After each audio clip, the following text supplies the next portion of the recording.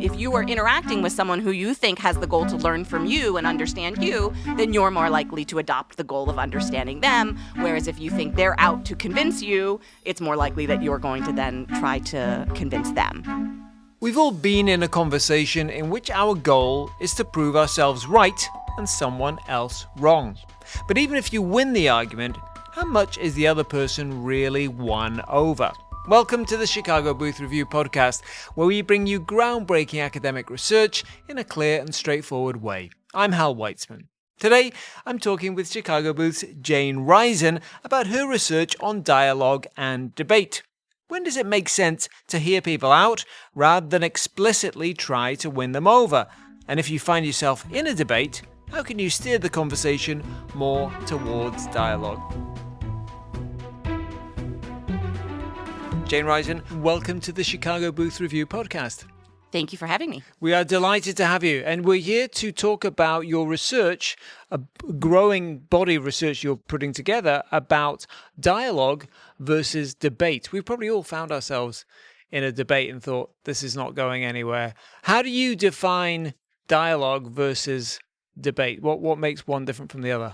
So I think of these as two different orientations to disagreement. And I think the easiest way to distinguish them and define them is the goal that you have. So in debate, I think of the goal as being a persuasion goal. My goal is to convince you that whatever I say is correct and the way that I'm viewing things is correct.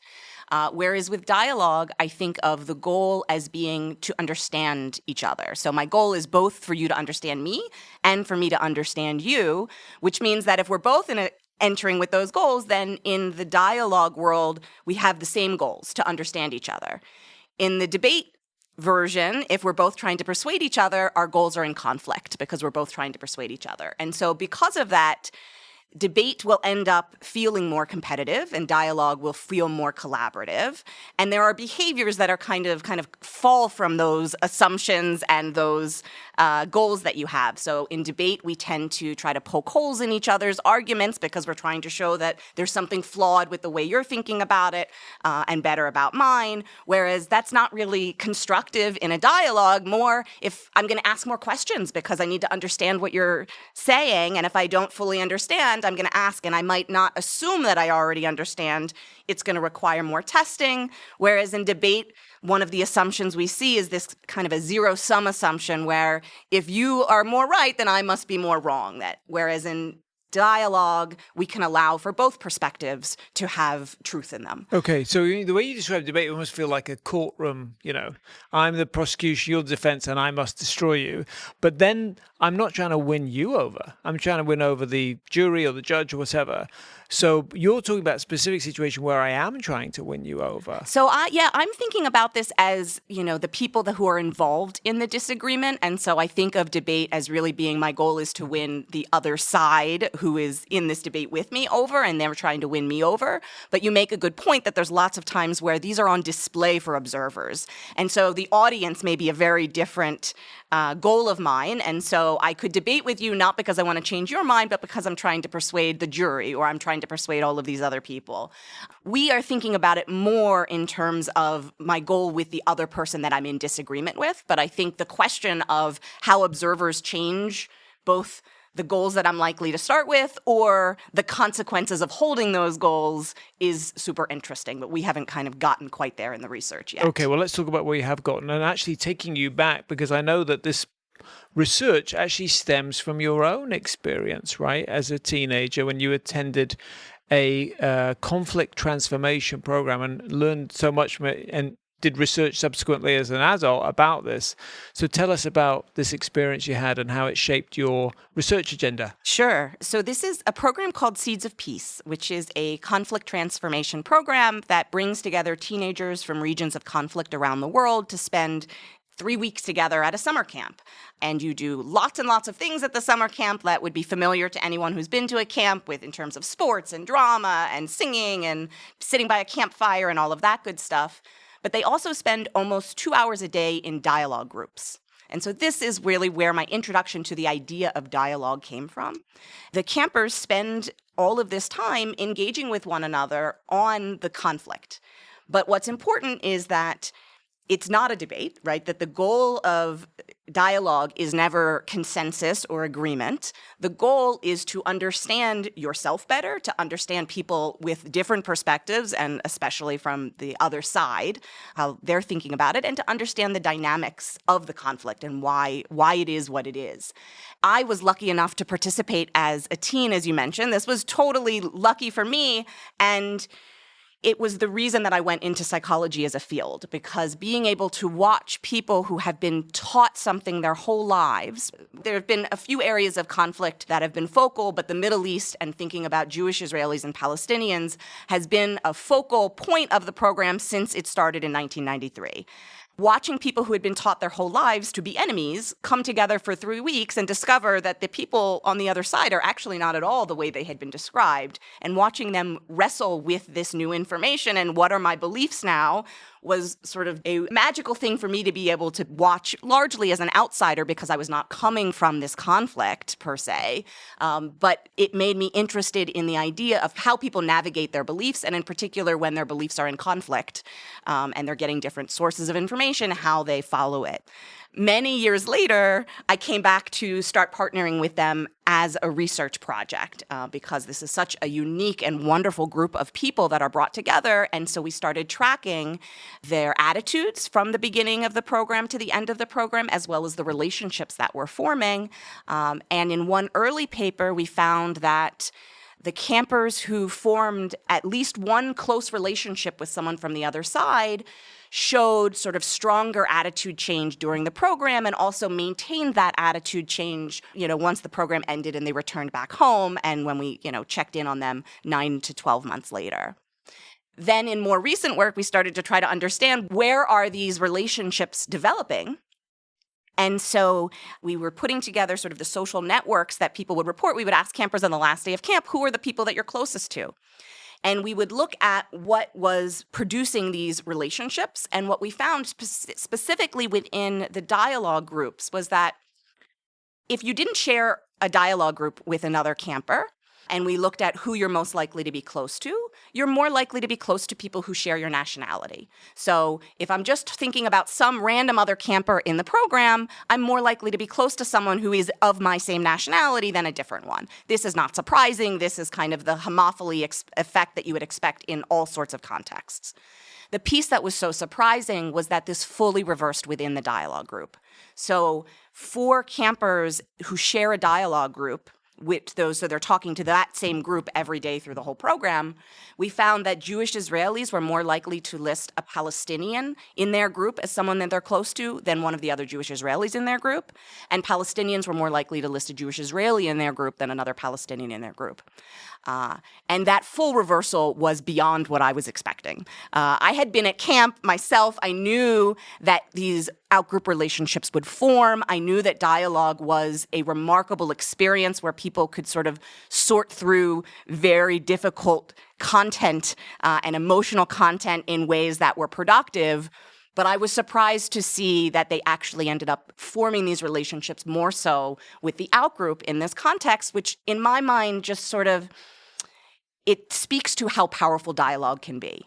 And what I'm doing in my mind, I'm running the counterfactual. What if you spent 2 hours a day in debate, right? What if we set up these sessions where you had the Israelis on one side and the Palestinians on the other, and for 2 hours every day they disagreed about the conflict in a debate form, where they were each trying to persuade the other side that they were right, which is what we see in the rest of the world, but not in these dialogue groups. And I don't think that these relationships would form. I think the relationships, these cross-group relationships that are forming, are largely because of the understanding and the fact that they're sort of working through some negative feelings and negative experiences to get somewhere that's more positive. And I don't think that same relationship would form if they were in debate. But as you say, the interesting thing is that it was the other group that, the person from the other group was a better friend after this dialogue. And is it, do you think, how do you explain that? Is it because they just haven't had, I'm guessing they haven't had a lot of experiences of encountering people who are from the out group. So when they encounter them and, you know what, they're actually okay, then it's suddenly they're warmer to them than they would be to somebody else who they have kind of heard what they've had to say before. Yeah, you captured that well. I think what's different is what do we do spontaneously? And we sort of spontaneously engage with in-group members in all the ways that allow for friendships to blossom. We don't often do that with out-group members, but when we think about the structure that is created by these groups, I think it kind of produces the opportunity to engage with out-group members the way we might spontaneously do with in-group members and helps form the relationship. We looked at a few different groupings that they use at camp, though.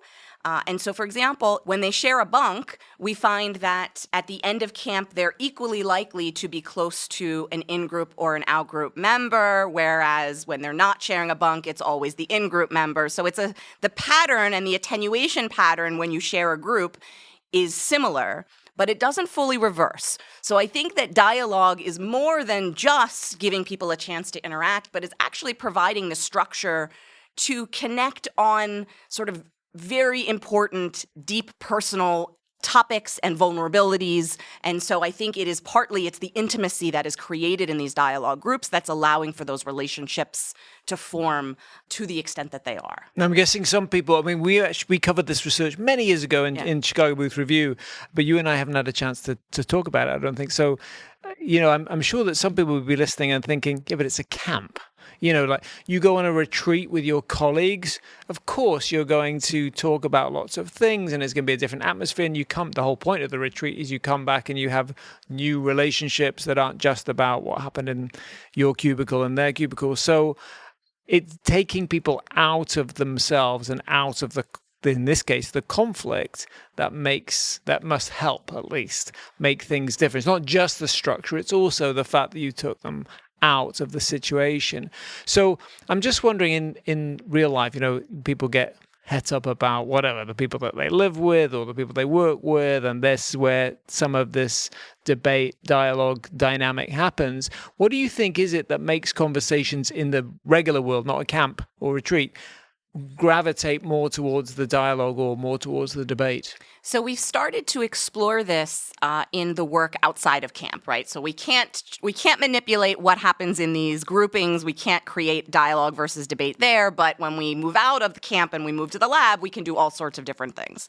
And one of the projects we've been working on is to think about what situational features spontaneously lead people to engage more with dialogue or more with debate. And some of the things that we've found, I think, are not terribly surprising, but we find that the more disagreement, the stronger the disagreement is, the more likely you are to engage with a debate orientation. Weaker disagreement is more likely to lead to dialogue. We find that the more certain people are of their personal opinion, the more likely they are to engage in debate. Whereas being less certain makes people more open to dialogue.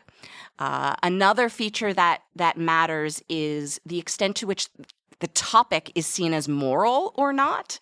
And so for moral topics, people are more inclined to debate because there's this idea that this should be universal. Everybody should have to see it my way. Whereas for topics that are more about personal taste or conventions or things that don't have that same moral tinge or quality, it's easier to say we can agree to disagree. I would just want to understand where you're coming from. And so we see more dialogue. The other person's goal also has an important effect on your goal. So if you are interacting with someone who you think has the goal to learn from you and understand you, then you're more likely to adopt the goal of understanding them. Whereas if you think they're out to convince you, it's more likely that you're going to then try to convince them. We also see some differences on this in-group and out-group dimension we were just talking about at the camp. So people are more likely to engage with dialogue for in-group members, but for an out-group member, you're more likely to start with debate, which is why I think the dialogue sessions at a program like Seeds of Peace are so important, because what would naturally happen between Israelis and Palestinians, all of those features suggest debate, right? There's strong disagreement, a lot of certainty, there's a lot of moral topics involved, and we're out-group members. All of that would lead you towards debate, but when you set it up as a dialogue, you can encourage people to do something different from what they might spontaneously do. But in terms of these everyday conversations, those are some of the features that we have found predicting the tendency towards debate or dialogue. And I'll add one more thing, is that a lot of the features that seem to promote dialogue seem to do so because people perceive themselves as sharing goals and values with the other person. So when we're in-group members, when you're trying to understand me, another one is when I care about the impression you have of me, all of those things tend to be aligned with believing that we share goals and values. That seems to be kind of underlying why people are willing to enter into a dialogue. When they don't perceive shared goals and values, that seems to lead them more towards debate. No, everything you're saying, it sounds like debate is sort of a bad thing. Is it? Or is it just, it depends what you're trying to achieve? I think it depends on what you're trying to achieve. So I think there's lots of times that that debate can be very productive. I do have this tendency to sort of, I think, promote dialogue more. It's largely because I think we don't do it enough. So it's not to say that debate doesn't have its time and place, but I think we sometimes jump to debate maybe before we're even ready. So even simply like, how can we have a true debate if we don't understand what each other's positions are? And so when we're talking past one another or we're debating straw men, that, I think, is likely because we've jumped to debate too quickly. So even if the debate would be a useful exercise, I think starting with dialogue may sometimes make that exercise more effective or more productive because we have to understand each other before we can actually persuade one another. I will say one of the things that's interesting is that we find that dialogue does lead to more understanding. So if your goal was to understand, then dialogue seems to help. What's interesting is that debate doesn't actually lead to more persuasion. And so you might think, well, debate is a good thing to do when my goal is to persuade.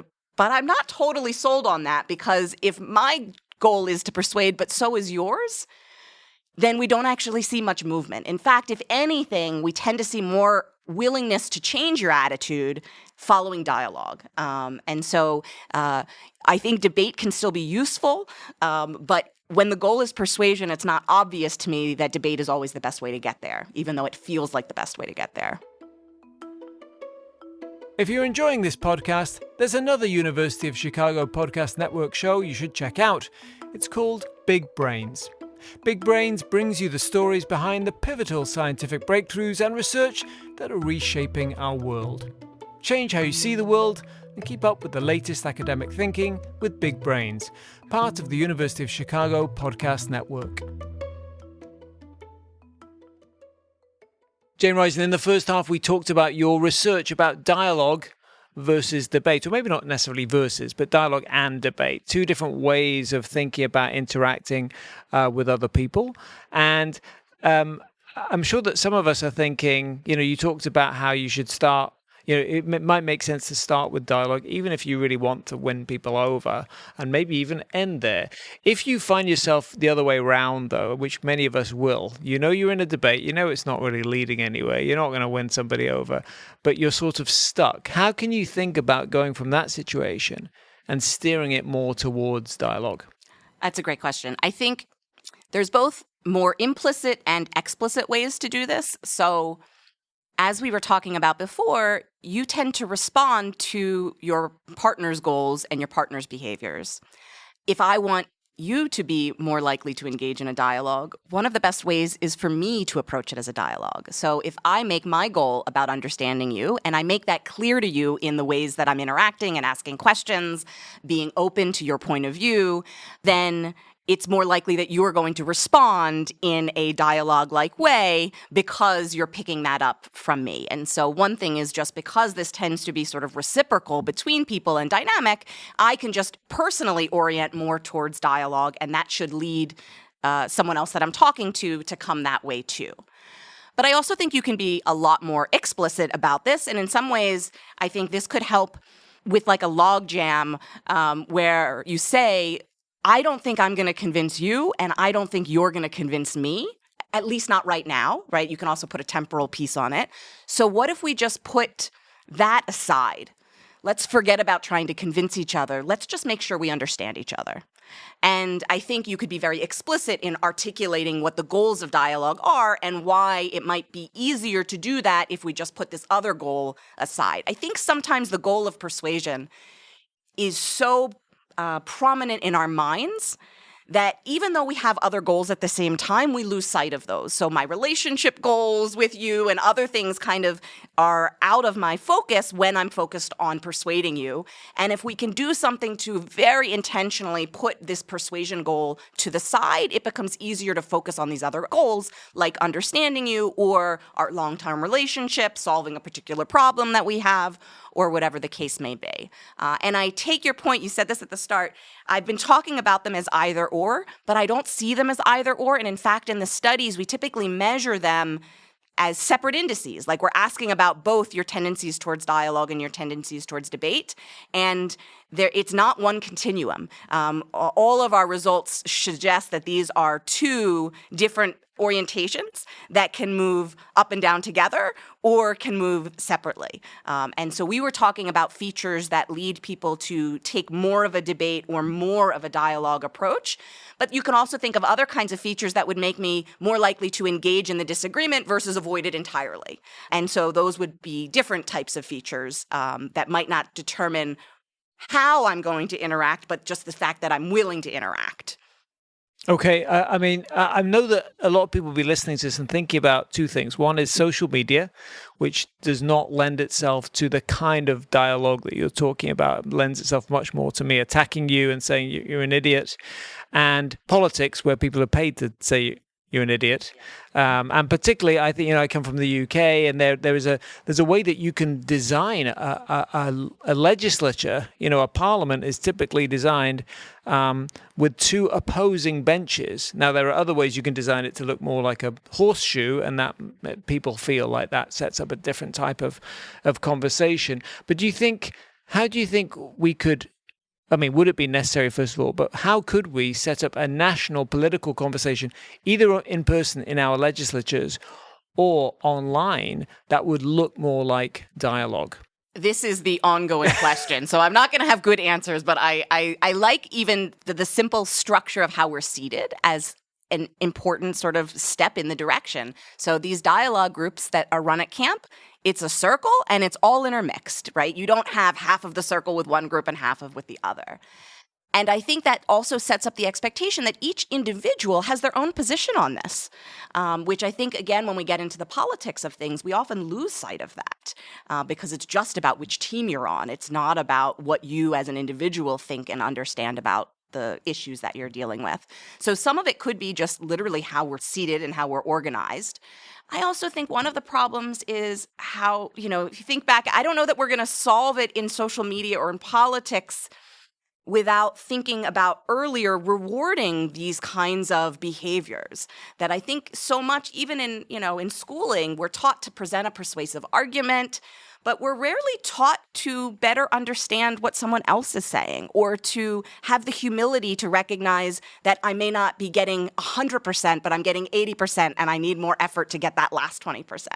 And so I think orienting people towards the goal of understanding when we're experiencing disagreement, I feel like doing that earlier may make it a lot easier to then work with people as adults doing this. But then you can also ask the question of, can we change some of the incentives and the rewards around social media or around our politics so that it's not about proving that you're right, but really the people who are most appreciated are the ones who can articulate the other side's position best, right? You think about this, right, in couples therapy, this example of like role playing where you have to role play the other side.